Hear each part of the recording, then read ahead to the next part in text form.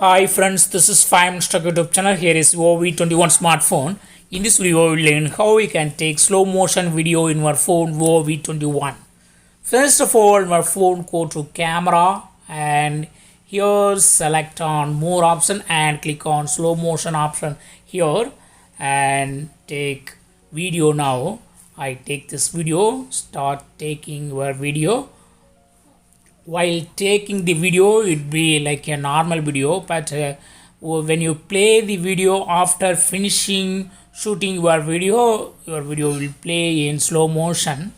Here I shoot this video and I cut the video, I finished video and I open the file, that is I open the video from gallery and see the video will be in slow motion.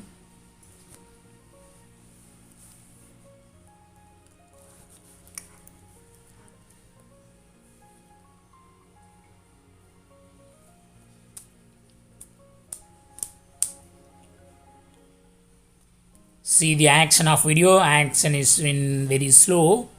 So in this way you can easily record slow motion video in your phone Vivo V21. See the action is in slow.